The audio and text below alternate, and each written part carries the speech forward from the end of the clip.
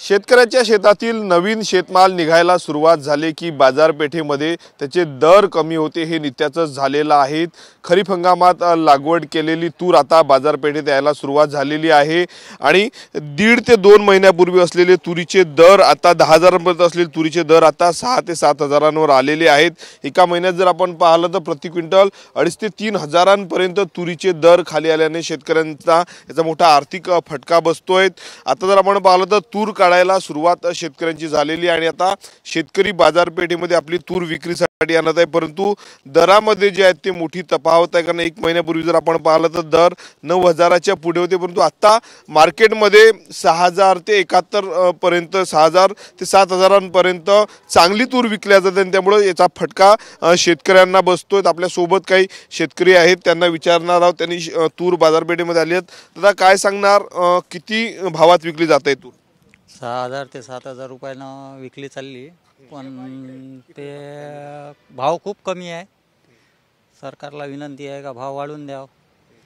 पहिलेच रोगाचा प्रादुर्भाव, निसर्गाचा प्रकोप आणि त्याच्यात शेतकऱ्याला भावही मिळून नाही राहिला, तरी अशी विनंती आहे की भाव मिळाले पाहिजे।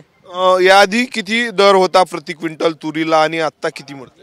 10,000 रुपये होता 2 महिन्याच्या आधी, आता 7,000 रुपयावरच आणून टाकला। नक्कीच 10,000 रुपये जेव्हा तुरीला दर होता तेव्हा डाळीच्या किमतीमध्ये मोठ्या प्रमाणावर वाढ झालेली होती। जेव्हा डाळीच्या किमती वाढतायत तेव्हा सर्वसामान्यांचं बजेट कोलमडलं असं बोललं जातं, परंतु तूर उत्पादक शेतकऱ्यांची तूर बाजारपेठेत येतात त्याचे दर कमी होतात, परंतु डाळीचे दर मात्र बाजारपेठेमध्ये कमी होत नसल्याचं वास्तव आहे। आधीच दवाळ असेल किंवा मग विविध आजाराने तूर खराब झाली, त्यात अशा पद्धतीनं भाव कमी झालेले आपल्यासोबत व्यापारी आहेत। काय कारण आहेत तुरीचे दर कमी झाले?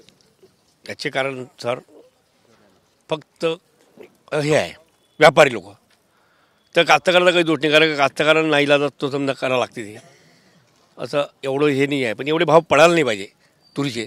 आम्ही 12,000 रुपये 10,000 रुपये तूर विकणारे माणसं जर आज 6,000 आणि 7,000 रुपये तूर विकणारा कसं आम्हाला खराब वाटते आणि कास्तकाराची थोडं कुठेतरी मन दुखते। आणि 7,000च्या भावात डाळीचे भाव पाहाल तर तुम्ही 115 रुपये 120 रुपये क्विंटलचे आहे। त्याच्यामुळे कसं आहे कुठेतरी कास्तकार म्हणजे दबून राहिलेला आहे, बाकी काही नाही सर। आणि काय सांगणार गव्हर्नमेंटचे इम्पोर्टेड रात्रभर कास्तकार रोही डुकरांपासून बचत करून तूर आणत आहे बाजारात आणि ते 6,000 खपून राहिलेली आहे। आणि मार्च एंडिंग झालं, कास्तकारांचे माल संपूर्ण केले त्यांच्या हातात की मग लागून तर 10चे 12 होतात। सोयाबीनचंही ते झालं आहे, सोयाबीन आज 39वर आलेलं आहे। काय पुरणार आहे कास्तकारांना? हां, आणि सोयाबीनचे भाव कायमच आहे, बिलकुल सोयाबीनचे भाव कायम आहे बिलकुल। सोबत काका आहे शेतकरी, काय सांगणार काका? भाव उतरलेले आहेत, तुरीचे उत्पादन खर्च वाढलेला आहे, रोगराई सातत्याने येत आहेत, दवाळ असेल किंवा मोठे वेगवेगळे रोग तुरीवर गेले, तूर आता सोकलेली आहे। आता हे आधीची तूर आता शेतकऱ्यांनी, भाव बघा किती मिळतोय। आणि त्याच्या अगोदर काय झालं आहे की दुसऱ्या देशामध्ये तूर आयात केलेली आहे सरकारने। वास्तविक पाहता आमच्या इथे तुरीचं उत्पादन हे भरपूर होऊन राहिले यावर्षी आणि क्वालिटी ही चांगली येऊन राहिलेली आहे। पण हे जे सरकारचं धोरण जे आहे कास्तकारासाठी मारक आहे, तारणारं नाही आहे। तरी यामध्ये काहीतरी दुरुस्ती व्यवस्था व्हायला पाहिजे आणि या समितीमध्ये सुद्धा याच्यावर खरेदीदारांवर वर्चस्व असावं असं माझं मत आहे। बरोबर काकांनी मुद्दा मांडलेला आहे। देशात मोठ्या प्रमाणावर तुरीचं उत्पादन होत असताना केंद्र सरकारने इतर देशातून तूर का आयात करावी असा सवाल या शेतकऱ्यांनी उपस्थित केलेला आहे।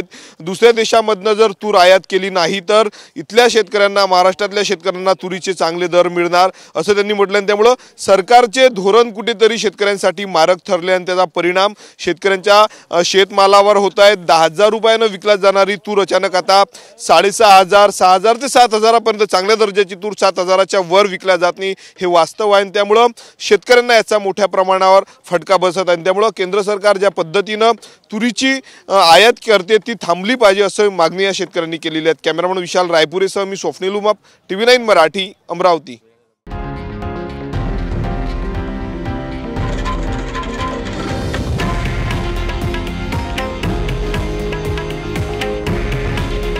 हे आहे देशातील नंबर 1 न्यूज नेटवर्क आणि आपण पाहत आहात TV9 मराठी। काळजी तुमची, हित महाराष्ट्राचं।